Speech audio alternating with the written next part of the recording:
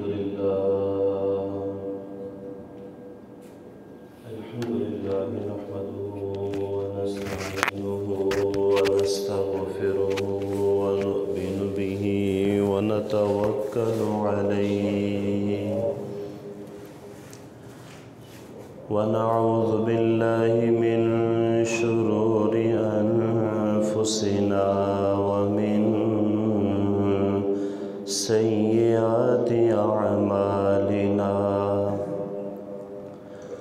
من يهده الله فلا مضل له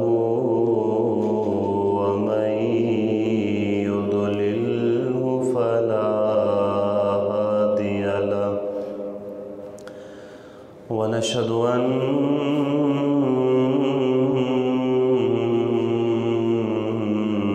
سيدنا وسندنا وحبيبنا وحبيب ربنا وطبيب ربنا ومولانا محمدا عبده ورسوله قال الله تبارك وتعالى في الكلام المجيد والفرقان الحميد أما بعد فأعوذ بالله السميع العليم من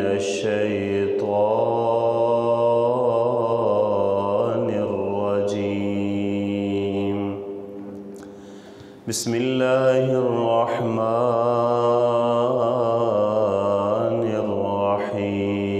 الرحيم وإذا قيل لهم لا تفسدوا في الأرض قالوا إنما نحن مصلحون ألا إنهم هم المفسدون ولكن لا يشعرون آمنت بالله صدق الله مولانا العظيم وبلغنا رسوله النبي الكريم ونحن على ذلك لمن الشاهدين والشاكرين والحمد لله رب العالمين إن الله وملائكته يصلون على النبي يا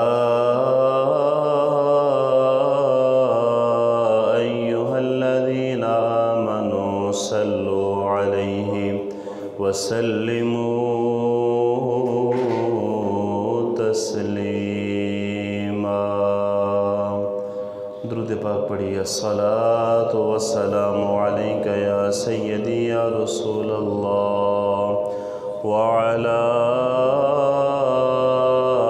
آلك وأصحابك يا حبيب الله صلاة والسلام عليك يا سيدي يا نبي الله وعلى آلك وأصحابك يا نور الله مولاي صل وسلم دائما أبدا على حبيبك خير الخلق كلهم محمد سيد الكونين والثقلين والفريقين من عرب ومن عجم مولاي صل وسلم دائما أبدا على حبيبك خير الخلق كلهم واہ کیا جود کرم ہے شہ بطحا تیرا نہیں سنتا ہی نہیں مانگنے والا تیرا تیرے قدموں میں جو ہیں غیر کا منہ کیا دیکھیں، کون نظروں پہ چڑھے دیکھ کے تلوا تیرا، تیرے ٹکڑوں سے پلے آقا غیر کی ٹھوکر پہ نہ ڈال، جھڑکیاں کھائیں کہاں چھوڑ کے صدقہ تیرا، تیری سرکار میں لاتا ہے رضا اس کو شفیع جو میرا غوث ہے اور لاڈلا بیٹا تیرا، جس کی تسکین سے روتے ہوئے ہنس پڑے، اس تبسم کی عادت پہ لاکھوں سلام، جس سہانی گھڑی چمکا طیبہ کا چاند، اس دن افروز ساعت پہ لاکھوں سلام، جس نے ختم نبوت پہ پہرا دیا، اس خادم کی جرت پہ لاکھوں سلام، ڈال دی قلب میں عظمت مصطفیٰ، سیدی اعلی حضرت پہ لاکھوں سلام، کیا پیش کروں جانا کیا چیز ہماری ہے، یہ دل بھی تمہارا ہے، یہ جان بھی تمہاری ہے۔ اللہ تبارک و تعالی جل جلالہ وعم نوالہ واتم برہانہ وأعظم شانہ کی حمد و ثنا آقا نامدار، مدینہ کے تاجدار، رسولوں کے سالار، خاتم المرسلین، قائد المرسلین، تاجدار ختم نبوت، احمد مجتبیٰ، جناب محمد مصطفیٰ صلی اللہ تعالی علیہ وسلم کی ذات گوہر بار میں ہدیہ درود السلام پیش کرنے کے بعد نہایتی واجب الاحترام محترم محتشم بزرگوں، دوستوں، خالق کائنات کا بے حد احسان ہے کہ اس مالک نے آج پھر ہمیں ایک مرتبہ جمعۃ المبارک کی عظیم نعمت سے نوازا ہے۔ حضرات گرامی، سورہ بقرہ کی 2 آیات میں نے آپ کے سامنے تلاوت کرنے کا شرف حاصل کیا ہے، اور اس میں اللہ تبارک و تعالی نے منافقین کے 2 عیبوں کا ذکر فرمایا ہے۔ اس کا خلاصہ یہ ہے کہ نفاق کے سبب ان منافقوں کی مت ماری گئی ہے، ان کی عقل سمجھ بالکل نکارہ ہو چکی ہے، یہ آگ کو پانی اور پانی کو آگ سمجھ رہے ہیں، یا یوں کہہ لیجئے کہ پچھلی آیات میں یہ بتایا گیا تھا کہ منافق خود فریبی کے اندر مبتلا ہیں، یہاں ان کی خود فریبی کی ایک مثال بیان کی جا رہی ہے۔ چنانچہ اللہ پاک نے منافقوں کی ایک پہچان بتاتے ہوئے فرمایا وَإِذَا قِيلَ لَهُمْ، اور جب ان سے کہا جائے، یعنی کوئی سچا پکا مسلمان صاحب عقل ان کے برے کرتوتوں کو جب وہ انہیں دیکھے، انہیں برا کہے تو لا تفسدوا فی الارض، اور یہ کہے کہ زمین کے اندر فساد نہ کرو، یعنی جب کوئی نصیحت کی جائے تو آدمی کو چاہیے کہ سامنے والے کی بات توجہ کے ساتھ سنی جائے، اس میں کچھ غور و فکر کرے، سنجیدگی کے ساتھ دیکھ لے کہ میرا عیب جو مجھے بتایا جا رہا ہے کہیں واقعی یہ عیب مجھ کے اندر پایا تو نہیں جاتا۔ اگر واقعی میرے اندر وہ عیب ہے جو مجھے بتایا گیا ہے تو اسے فوری طور پر مجھے دور کرنے کی کوشش کرنی چاہیے۔ مگر یہ منافق تھے، ان کے دلوں میں بیماری تھی، ان کے عقل میں فطور آ چکا تھا۔ قالوا انما نحن مصلحون، تو کہتے ہیں ہم تو صرف اصلاح کرنے والے ہیں۔ یعنی جب ان سے یہ کہا جائے کہ زمین کے اندر فساد مت پھیلاؤ، ان کو عقل کی بات کہی جائے، ان کو سمجھایا جائے تو کہتے ہیں قالوا انما نحن مصلحون، ہم تو صرف اصلاح کرنے والے ہیں، ہم تو لوگوں کو سیدھے راستے کی طرف بلانے والے ہیں۔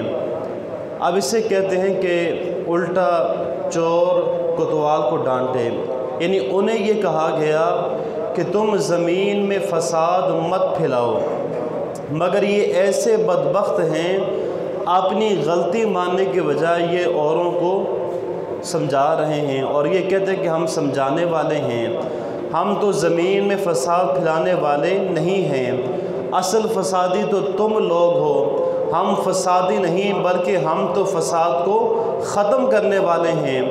اللہ پاک نے فرمایا الا انہم ہم المفسدون ولکن لا یشعرون، سن لو بے شک یہی لوگ فساد پھیلانے والے ہیں مگر انہیں شعور نہیں، انہیں شعور نہیں، یہ عقل سے خالی ہیں۔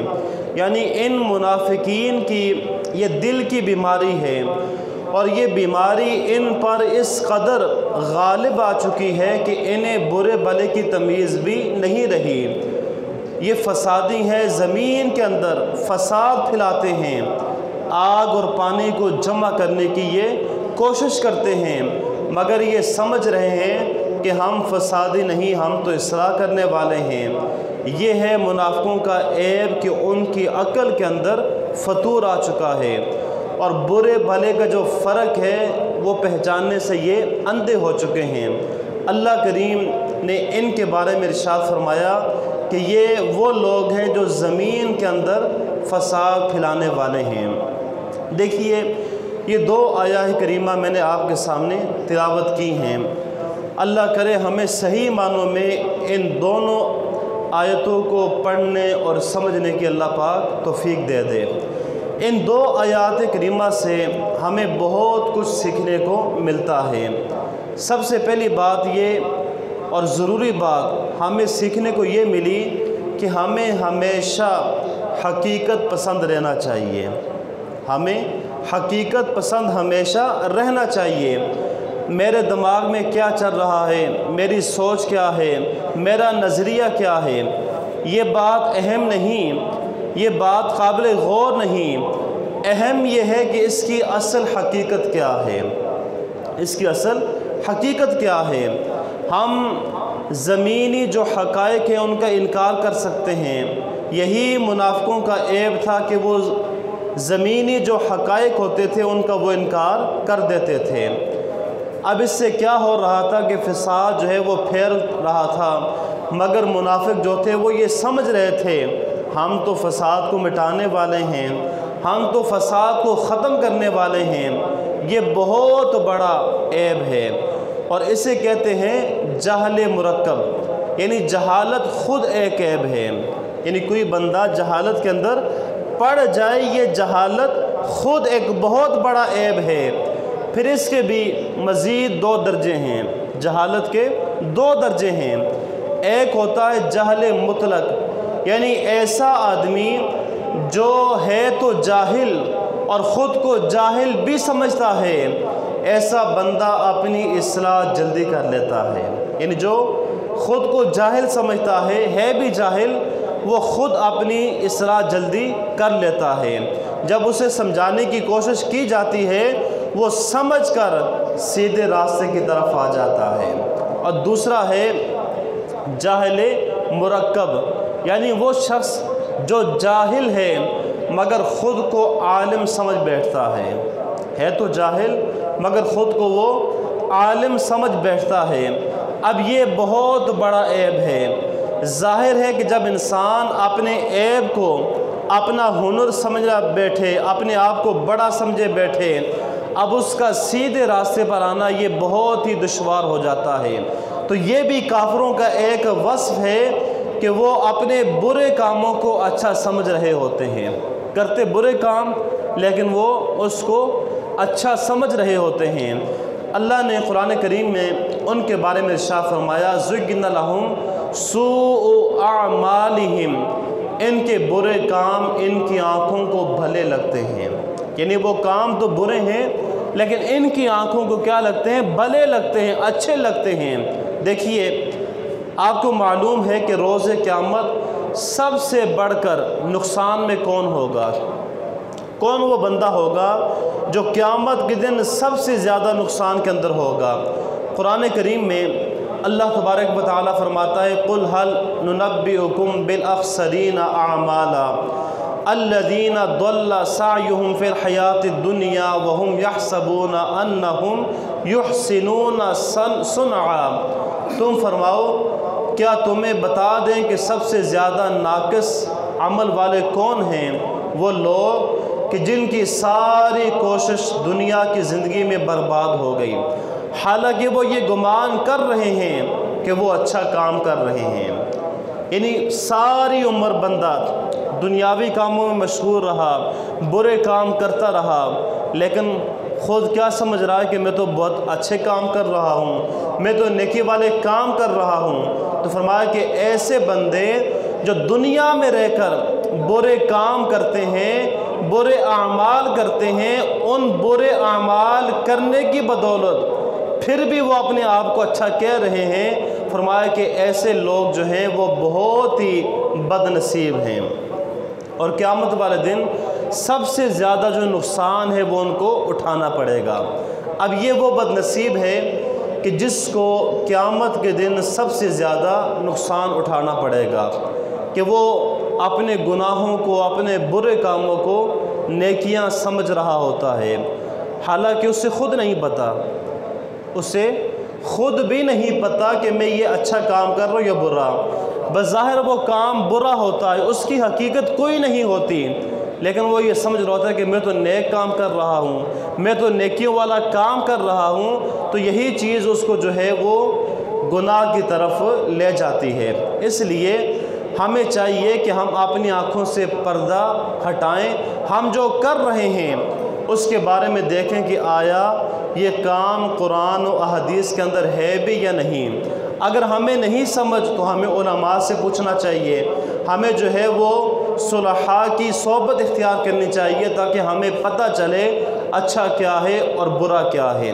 تو اس طرح ہمارے معاشرے کے اندر کئی ایسے کام ہیں جو تو بہت برے کام ہیں، جن کی حقیقت بھی کچھ نہیں، لیکن لوگ ان کو اچھا سمجھ کر رہے ہوتے ہیں، اور بظاہر یہ سمجھتے ہیں کہ ہم بہت ہی نیکیوں والا کام کر رہے ہیں۔ دیکھیے میں دو مثالیں آپ کو اس کی دیتا ہوں کہ کس طرح لوگ برے کام کرتے ہیں اور ان کو کر کر وہ اچھا سمجھ رہے ہوتے ہیں۔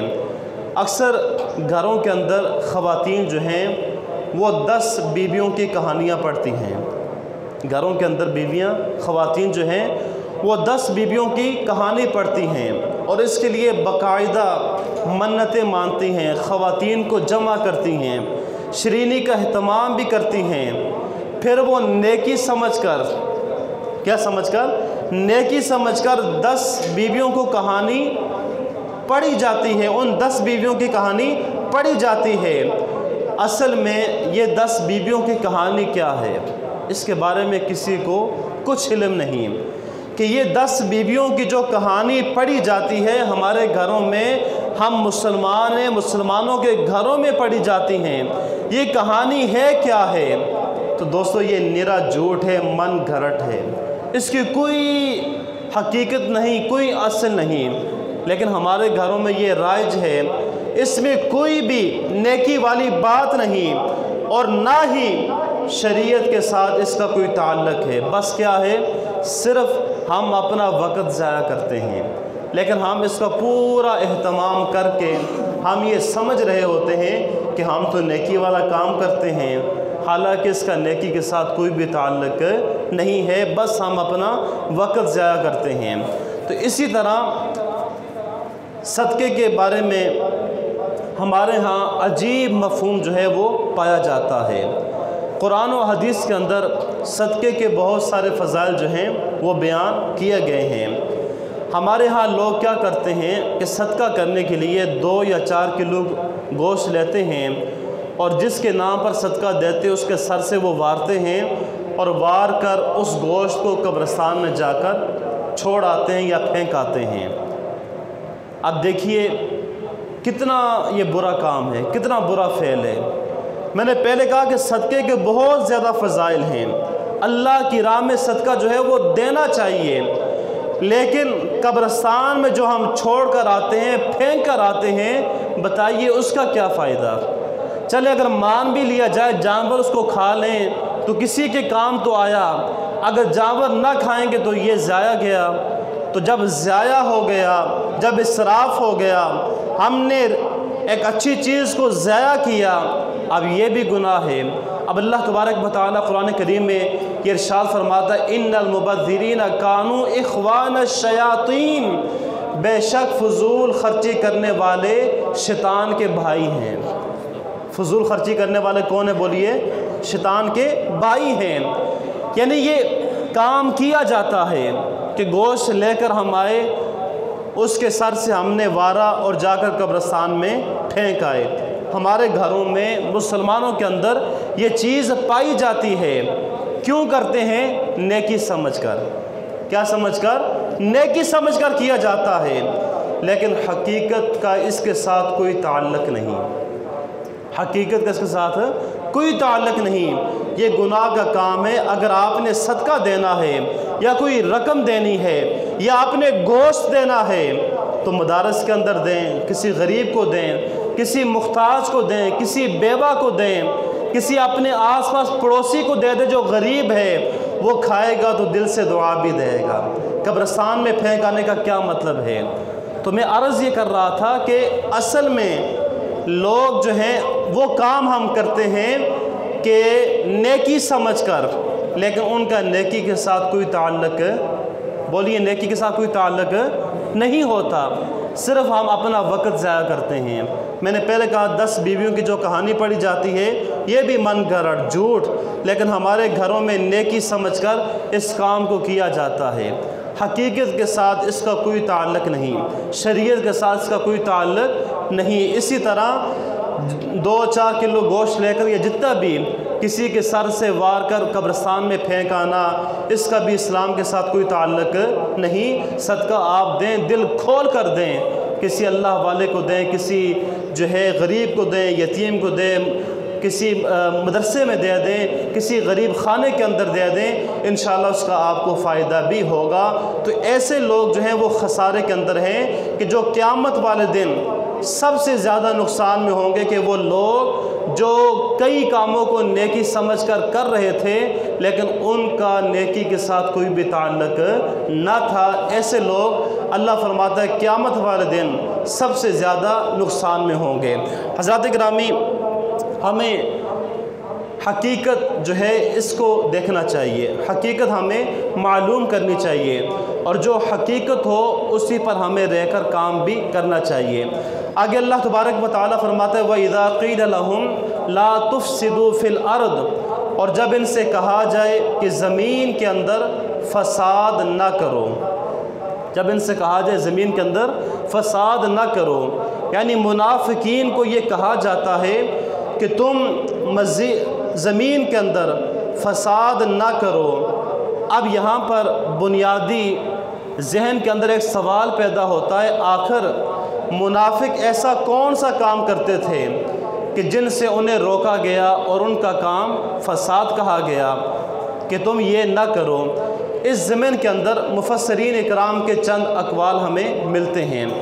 ان میں جو سب سے پہلا کام ہے، منافقوں کا جو برا کام تھا، جو ان کے اندر برا عیب تھا، وہ یہ تھا کہ وہ مسلمانوں کو خوش رکھنے کے لیے ان کے ساتھ دوستی کا اظہار کرتے تھے، اور دوسری طرف غیر مسلم جو اپنے آقا تھے ان کے ساتھ بھی وہ جا کر ملا جلا کرتے تھے۔ یعنی ادھر بظاہر مسلمانوں کو اپنا دوست کہہ کر ان سے بھی ملتے، اور ادھر کفار کو اپنا دوست کہہ کر ادھر بھی جا کر ملتے، اور یہ کہتے ہم تو اصلاح کرنے والے ہیں، ہم کیا کرنے والے ہیں؟ اصلاح کرنے والے ہیں۔ اور دوسری طرف اپنے آقاؤں کے پاس جاتے، ان کو جا کر کہتے ہم تو صرف ہر ایک کو راضی رکھنا چاہتے ہیں، ہم تو اصلاح چاہتے ہیں۔ یہ اصلاح نہیں بلکہ یہ فساد ہے۔ یہ کیا ہے؟ بولیے کیا ہے؟ یہ فساد ہے۔ دیکھیے میرے بھائیوں، بات بڑی واضح ہے، آگ اور پانی کو ایک جگہ پر جمع نہیں کیا جا سکتا۔ آگ اور پانی کو ایک جگہ پر جمع نہیں کیا جا سکتا۔ کیوں؟ جب ہم آگ اور پانی کو جمع کرنے کی کوشش کریں گے تو آگ پانی کو جلا دے گی، یا پانی آگ کو بجھا دے گا، یا پانی آگ کو بجھا دے گا، یا آگ پانی کو جلا دے گی۔ نتیجہ کیا نکلا؟ نہ آگ رہے گی نہ پانی بچے گا، کچھ بھی نہیں بچے گا۔ اسی طرح بجلی کی دو تاریں ہوتی ہیں، ایک ٹھنڈی اور ایک گرم۔ جب دونوں الگ الگ لگتی ہیں تو کوئی بھی چیز جو ہے، بلب ہو گیا، پنکھا وغیرہ ہو گیا، وہ چلتا ہے۔ اگر ہم جب دونوں کو اکٹھا کر دیں تو اس سے پھر کیا ہوتا ہے؟ پٹاخہ نکلتا ہے، کام بنتا نہیں ہے۔ تو اسی طرح اللہ نے جس کے ساتھ ہمیں محبت کرنے کا حکم دیا اس سے محبت کریں، اور جس کے ساتھ رب نے ہمیں بیزاری کا حکم دیا اس سے بیزار رہیں۔ یعنی دونوں چیزوں کو سامنے رکھ کر اگر ہم سیدھا چلنے کی کوشش کریں گے تو پھر معاشرے کے اندر امن آئے گا، فساد جو ہے یہ ختم ہو جائے گا۔ اگر ہم آنکھیں بند کر لیں گے، کوئی بندہ برا کرتا ہے ہم کہیں گے یہ بھی صحیح ہے، کوئی اچھا کرتا ہے ہم کہیں گے یہ بھی صحیح ہے، تو پھر کام نہیں بنے گا، بلکہ جو فساد ہے معاشرے کے اندر یہ بڑھتا جائے گا۔ دیکھیے اس سے یہ بھی ہمیں معلوم ہوتا ہے کہ برے جو لوگ ہیں، جو گناہ کے کام کرتے ہیں، گندے لوگ ہیں، ان سے بیزاری کرنا یہ بھی ضروری ہے۔ اور بڑے افسوس کی بات ہے کہ آج کل کچھ لوگ یہ کہتے ہیں کسی کو برا نہ کہو، سب اپنی جگہ پر ٹھیک ہیں، کسی کو برا بھلا نہیں کہنا چاہیے۔ حالانکہ قرآن کہہ رہا ہے اچھے کو اچھا کہو، برے کو برا کہو۔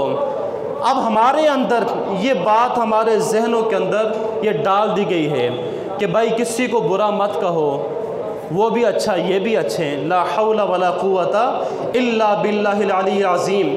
آخر یہ کیسے ہو سکتا ہے؟ سب ٹھیک کیسے ہو سکتے ہیں؟ اب دیکھیے، ایک ہے مسلمان جو اللہ کو ماننے والا، اور ایک ہے غیر مسلم، کیا یہ دونوں ٹھیک ہو سکتے ہیں؟ بولیے، دونوں ٹھیک ہو سکتے ہیں؟ نہیں ہو سکتے۔ اسی طرح ایک ہے اللہ کو ماننے والا، دوسرا ہے اللہ کا انکار کرنے والا، یہ دونوں بندے ٹھیک نہیں ہو سکتے۔ ایک ہے نماز پڑھنے والا، دوسرا نماز کو ترک کرنے والا، دونوں برابر نہیں ہو سکتے۔ ایک ہے باپ کے ہاتھ چومنے والا، دوسرا باپ کو گالی نکالنے والا، دونوں بندے برابر، بولیے، دونوں ٹھیک نہیں ہو سکتے۔ لہٰذا جو اچھا کام کرے اس کی حوصلہ افزائی کریں، اور جو برا کام کرے اسے روکیں ٹوکیں، بھائی کہ تو برا کام کر رہا ہے، ہمارا اسلام اس کی اجازت نہیں دے رہا۔ جب یہ چیز معاشرے کے اندر چلے گی تو پھر معاشرے کے اندر سے فساد جو ہے یہ ختم ہو جائے گا۔ ورنہ اگر ہم سب کو برابر کر دیں گے کہ سب ٹھیک ہے تو پھر معاشرے کے اندر فساد جو ہے یہ بڑھتا جائے گا۔ دیکھیے بنی اسرائیل بہت بڑی قوم تھی، اور اس قوم کے اندر سے اللہ پاک نے سب سے زیادہ انبیاء کرام کو دنیا کے اندر بھیجا۔ یہ بڑی لاڈلی قوم تھی اللہ کی، قرآن کریم میں کثرت کے ساتھ اس کا ذکر آیا ہے۔ اب اس قوم کی تباہی اور بربادی کا سبب کیا تھا؟ اس میں سے ایک سبب یہ بھی ہے جو حدیث کے اندر بیان ہوا کہ حضرت عبداللہ بن مسعود سے روایت ہے کہ نبی پاک صلی اللہ علیہ وسلم نے فرمایا کہ بنی اسرائیل میں سب سے پہلا جو نقصان آیا وہ یہ کہ ایک شخص جب دوسرے سے ملتا، اس کے اندر کوئی عیب دیکھتا، کوئی گناہ دیکھتا تو اسے روک دیتا۔ اسے کیا کرتا؟ روک دیتا کہ بھائی یہ برا کام ہے، یہ نہ کر۔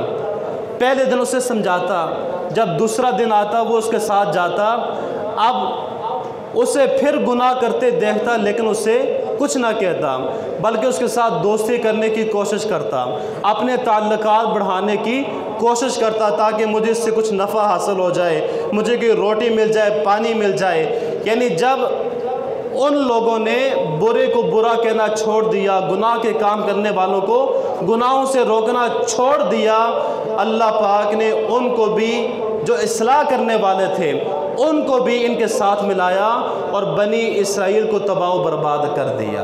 یعنی جب قوم کے اندر، معاشرے کے اندر اچھائی اور برائی کا فرق کرنے والے لوگ ختم ہو جائیں گے، جب اچھائی اور برائی کو ایک کٹہرے میں لا کر کھڑا کر دیں گے، اچھائی اور برائی کا معیار نہیں رکھیں گے دوستو، تو پھر یاد رکھنا قومیں جو ہیں یہ تباہ ہو جاتی ہیں۔ حضرات گرامی، زمین کے اندر جو فسادات تھے، فساد کیسے پھیلے؟ اور سب سے پہلے زمین کے اندر فساد جو تھا اس کا آغاز کب سے ہوا، اور زمین کے اندر فساد پھیلنے کی وجہ کیا ہے؟ آئیے سنتے ہیں۔ سب سے پہلے جو زمین کے اندر فساد شروع ہوا، حضرت آدم علیہ السلام کے دو بیٹے تھے، قابیل اور حابیل۔ اب ہوا کیا کہ قابیل جو تھا اس نے حسد کے اندر آ کر اپنے بھائی قابیل کو قتل کر دیا اور شہید کیا۔ اس کے بعد اس نے بہت سارے برے کام شروع کیے۔ کس نے؟ قابیل نے بہت سارے برے کام شروع کیے۔ اس نے شرک اور کفر کا راستہ اختیار کیا، اس کی اولاد کے اندر زنا کا کام شروع ہوا، شراب، فتنہ وغیرہ اور بہت سارے کام جو ہیں اس نے شروع کیے۔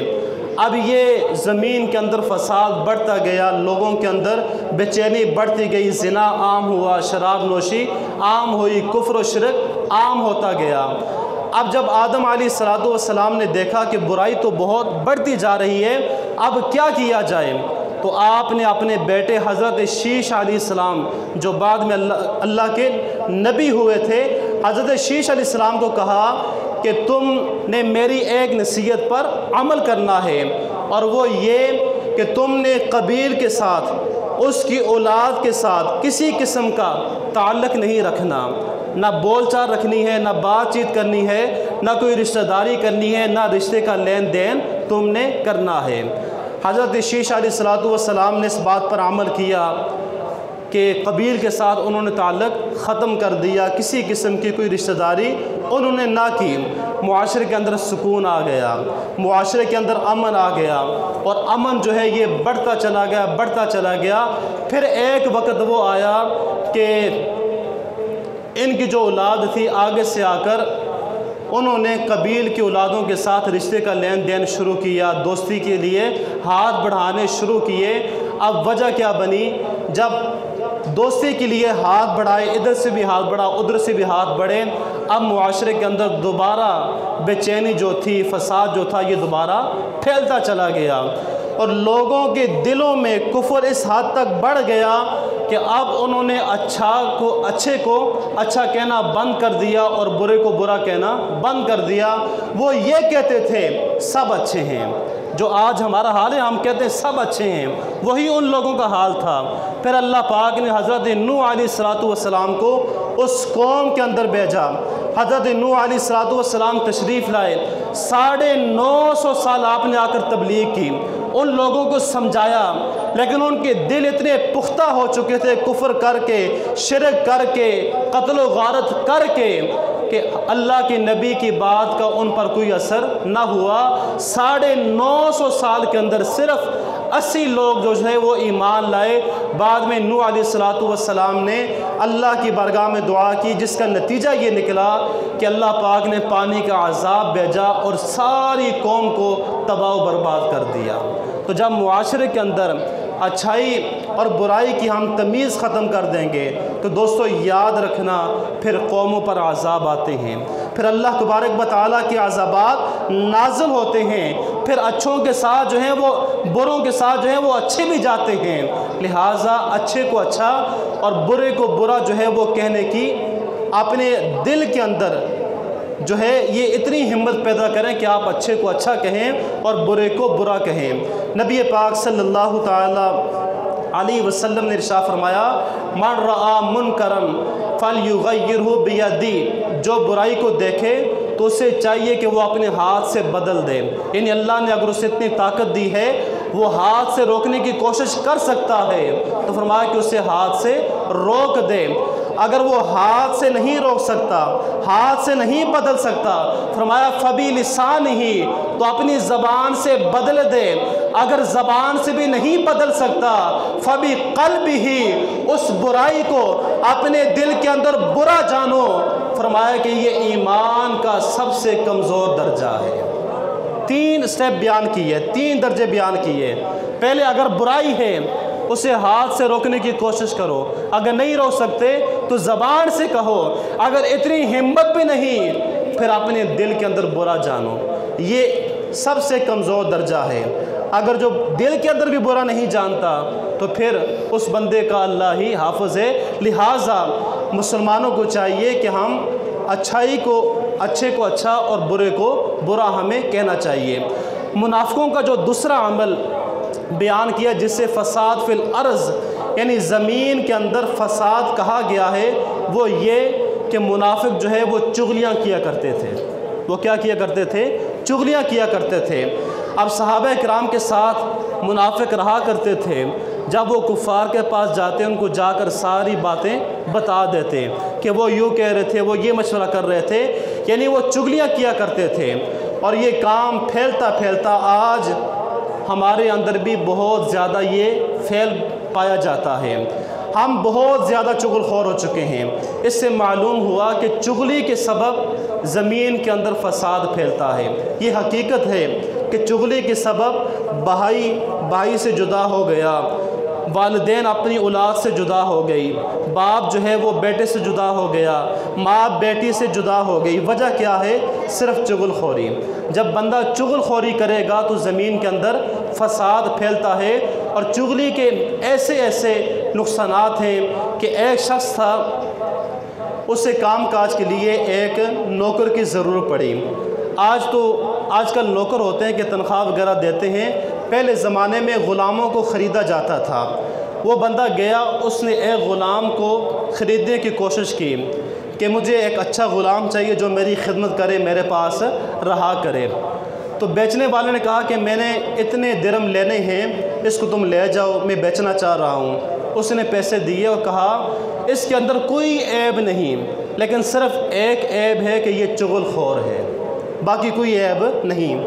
اب جو خریدنے والا تھا اس نے کہا کہ یہ کون سا بڑا فعل ہے، یہ کون سا بڑا فعل ہے۔ اس نے خریدا اور خرید کر اس غلام کو اپنے گھر میں لے آیا۔ اب جب وہ گھر میں آ گیا، اس نے خدمت کی، چند دن گزرے۔ اب اس کے اندر جو اس کی عادت تھی، کیونکہ چغل خور جو ہوتا ہے نا وہ چغلی کرنے سے پیچھے ہٹ نہیں سکتا، اس کے ذہن میں ہمیشہ یہ بات رہتی ہے کہ میں کسی نہ کسی طرح لڑائی ڈالوں، دو گھروں کو آپس میں سے جو ہے وہ جدا کر دوں، ان کی آپس میں کیوں بنتی ہے، ان کا پیار کیوں بڑھ جاتا ہے، وہ برداشت نہیں کر سکتا۔ اب اس کے دماغ کے اندر ایک بات چلی۔ ایک روز وہ اپنے آقا کی بیوی کے پاس گیا اور کہا کہ بیگم صاحبہ مجھے افسوس ہے کہ آپ کے جو میاں صاحب ہیں وہ آپ سے محبت نہیں کرتے، آپ کے میاں آپ سے محبت نہیں کرتے، اور اب وہ دوسری شادی کے چکر میں ہیں۔ جب اس نے یہ بات کی، اب عورت ہوتی ہے، وہ پریشان ہو گئی۔ جب وہ پریشان ہوئی تو وہ ساتھ ہی اس نے کہا کہ پریشان ہونے والی بات نہیں ہے، آپ اس طرح کریں، آپ اپنے میاں کی جو گڈی کے بال ہیں وہ اتار کر مجھے دے دینا، باقی میں سنبھال لوں گا۔ اب اس بیوقوف چغل خور نے بیوی کے کان یوں بھرے، اب ادھر اپنے آقا کے پاس گیا اور کہنے لگا کہ میں نے آپ کی بیوی کو ایک غیر مرد کے پاس دیکھا ہے، وہ تم سے محبت نہیں کرتی بلکہ وہ تو باہر جا کر منہ مارتی ہے، اور یہ دونوں مل کر تمہیں قتل کرنے کے چکر میں ہیں۔ اب جب بندے نے یہ بات سنی وہ بڑا حیران و پریشان ہوا۔ وہ گھر جب آیا، اب وہ آ کر لیٹ گیا اور اس نے آنکھیں اپنی بند کر دی، گویا کہ وہ یہ بتایا کہ میں سو رہا ہوں۔ ساتھ اس نے یہ بھی کہا کہ دیکھ لینا کہ میری بات سچی ہو گئی۔ اب بیوی اس کے گڈی کے بال اتارنے کے لیے جب شوہر سو گیا قریب آئی تاکہ میں اس کے بال اتار کر میں اپنا گھر بسانے کی کوشش کروں۔ اب وہ بندہ جو پہلے سے اس طاق میں تھا کہ کب میری بیوی میرے پاس آئے گی مجھے قتل کرنے کے لیے، کیونکہ اس کا غلط ذہن پر آ گیا تھا۔ اب جب بیوی قریب اس طرح لے کر آئی، بندہ تو جاگ رہا تھا، اس نے ویسی آنکھیں بند کی تھی، اب اس نے وہ اس طرح پکڑا اور بیوی کو قتل کر دیا۔ اب بیوی قتل ہو گئی۔ اب جب بیوی کے گھر والوں کو پتہ چلا، اس کے رشتہ دار آئے، اس نے آ کر میاں صاحب کو قتل کر دیا۔ اب جب میاں صاحب بھی قتل ہو گئے، ان کے رشتہ داروں کو پتہ چلا، دونوں خاندانوں کے اندر لڑائی جھگڑا اس قدر بڑھ گیا کہ مفسرین نے اس واقعے کو لکھا ہے کہ اس خاندان کے 100 بندے جو تھے وہ قتل ہو گئے۔ کتنے بندے قتل ہوئے؟ 100 کے قریب بندے قتل ہوئے۔ وجہ کیا تھی؟ صرف ایک چغلی کی وجہ سے۔ آپ ذرا غور کریں کہ آج یہ عیب، چغلی، ایک دوسرے کے ادھر کی بات ادھر، ادھر کی بات ادھر، کیا یہ باتیں ہمارے اندر پائی نہیں جاتی؟ تو یہ چغل خوری جو ہے، اس سے معاشرے کے اندر جو ہے وہ فساد پھیلتا ہے۔ اور نبی پاک صلی اللہ تعالیٰ علیہ وسلم نے فرمایا، غیبت کرنے، طعنہ دینے، چغلی کھانے اور لوگوں کے عیب تلاش کرنے والے کو اللہ پاک روز قیامت کتے کی شکل میں اٹھائے گا۔ کتے کی شکل میں، حدیث پاک ہے کہ اللہ پاک اسے روز قیامت، جو چغلی کرتا ہے، غیبت کرتا ہے، لوگوں کے عیب تلاش کرتا ہے، فرمایا کہ روز قیامت اللہ اسے کتے کی شکل میں اٹھائے گا۔ اور آقا نے فرمایا، خبردار، جھوٹ جو ہے یہ چہروں کو سیاہ کر دیتا ہے اور چغل خوری عذاب قبر کا سبب ہے۔ اور ایک روایت میں فرمایا، غیبت اور چغلی ایمان کو اس طرح کاٹ دیتی ہے جس طرح چرواہا درخت کو کاٹ دیتا ہے۔ یہ اس طرح جو ہے ایمان کو کاٹ دیتی ہے۔ چغلی اس قدر یہ برا فعل ہے۔